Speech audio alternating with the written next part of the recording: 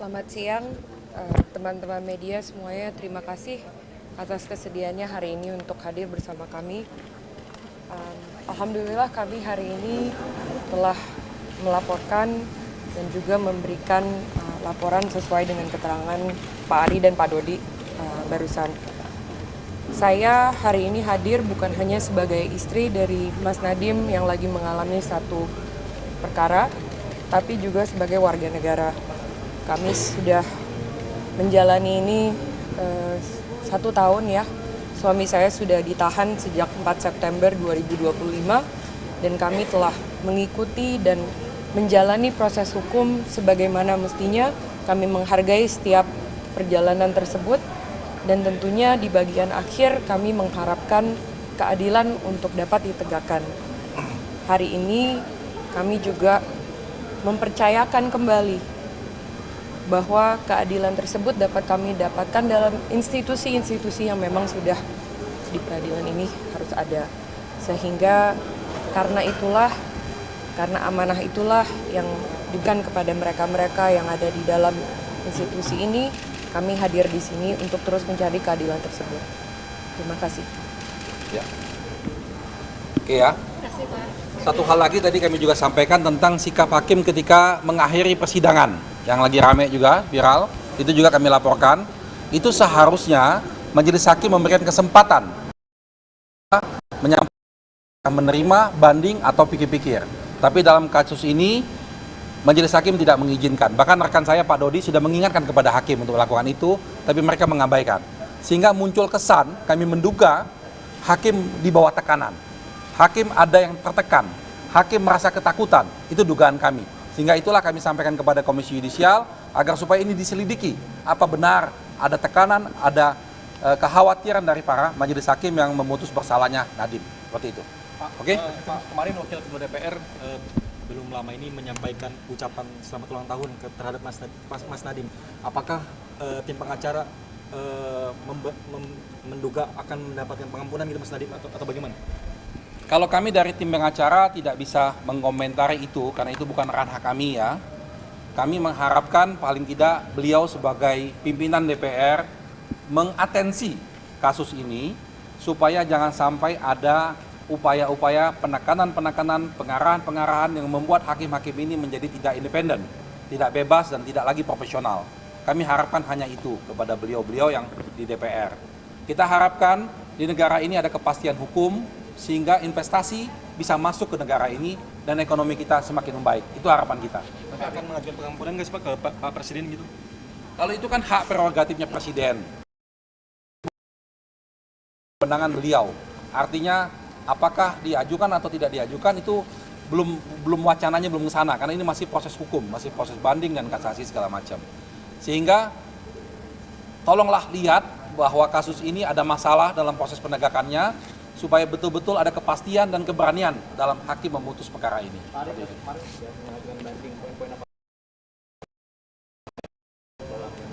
Oh iya, baiklah.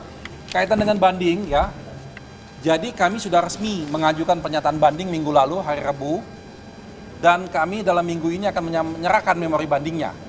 Nah, dalam memori banding ini karena ini masih yudek fakti, masih bicara tentang fakta, kami akan menyampaikan sekian banyaknya yang fakta-fakta yang diabaikan oleh majelis hakim. Sehingga dalam hal ini kami minta supaya majelis hakim tingkat banding mempertimbangkan fakta-fakta yang diabaikan tersebut. Lalu terhadap fakta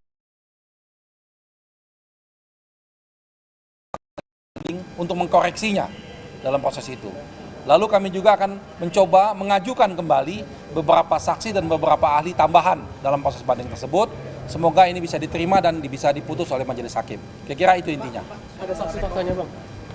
Kami lagi coba untuk ajukan. Belum bisa kami sampaikan saat ini. Kalau dokumen yang dibawa itu besok memori banding seperti apa? Pak?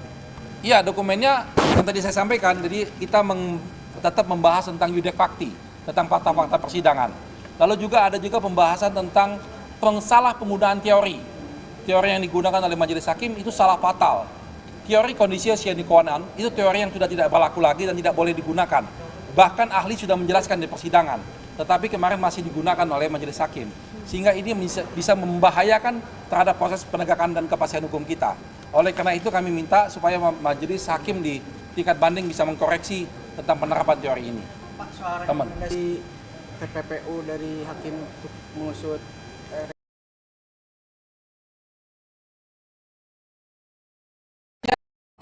di ranah kami ya, artinya silakan saja dilihat, karena kami tidak ada yang perlu kita khawatirkan pada proses ini. Kami dengan pihak keluarga tidak mengkhawatirkan apapun dalam proses ini, karena kami berkeyakinan tidak ada kejahatan yang dilakukan oleh Nadiem Anwar Makarim. Ya, kami meyakini itu dan kami yakin betul semua proses sudah dilakukan secara benar. Sehingga apapun upaya-upaya yang didasari oleh emosi, oleh ambisi, kami tidak khawatirkan itu. Itu juga karena ketidakprofesionalan penegak hukum di dalam memahami peristiwa yang diperiksa. Itu kan terjadi karena adanya asumsi daripada majelis yang menilai bahwa adanya transaksi korporasi itu berkaitan dengan kepentingan daripada Pak Nadiem. Padahal fakta sudah menyatakan bahwa uang tersebut adalah dalam transaksi korporasi dan semua ada di dalam korporasi tersebut, dan korporasi tersebut diperiksa oleh otoritas jasa keuangan, dan sampai saat ini tidak ada pelanggaran terhadap ketentuan pasar modal berkaitan dengan insider trading maupun transaksi semu. Nah, oleh karena itu di dalam laporan kami tadi juga melaporkan adanya ketidakprofesionalan, dan itu sebenarnya sudah diakui oleh hakim sendiri bahwa dia tidak mengerti hukum investasi. Nah, oleh karena itu memang apa yang terjadi di proses peradilan ini menunjukkan adanya carut-marut pelaksanaan proses persidangan ini dari awal. Ya, dari awal alat bukti yang digunakan pada saat menetapkan tersangka, adanya chat sebelum jadi menteri, adanya upaya menunjuk Chromebook dari sebelum jadi menteri, kan nggak ada, nggak terbukti. Adanya kerugian 9 triliun, nggak ada. 9 triliun itu dicari nggak ada. Sampai hakim ya menegasikan, dia tidak mempertimbangkan sama sekali adanya 2 laporan BPKP sebelumnya. Kemudian dia juga tidak mau mempertimbangkan adanya surat pernyataan jaminan mutlak yang jelas-jelas bahwa apabila ada kemahalan ya, dikembalikan. Nah, ini kan menjadi pertanyaan, apakah memang dari awal mereka sudah mau menjatuhkan hukuman? Nah, begitu juga mengenai sekarang. Bagaimana nasib 1,5 juta Chromebook yang saat ini masih digunakan ya, untuk proses belajar, untuk proses asesmen, untuk proses training guru, untuk proses administrasi sekolah, untuk proses penilaian sekolah. Nah, ini yang harus kita berhati-hati. Jangan-jangan permasalahan ini adalah untuk ya ditumpangi oleh penumpang gelap untuk memanfaatkan hal-hal yang lain. Misalnya dengan adanya Chromebook ini, Departemen Pendidikan tidak perlu lagi mencetak buku. Berapa triliun anggaran cetak buku nggak ada lagi. Ya, nggak ada lagi harus mencetak buku. Tidak ada lagi bimbel-bimbel. Kenapa? Karena sekarang semua orang tua nggak perlu mengirim anaknya ke bimbel. Sehingga apa? Menghapus kesenjangan antara murid yang kaya dengan murid yang tidak memiliki kemampuan. Kalau dulu yang kaya bisa masuk ke sekolah-sekolah tertentu.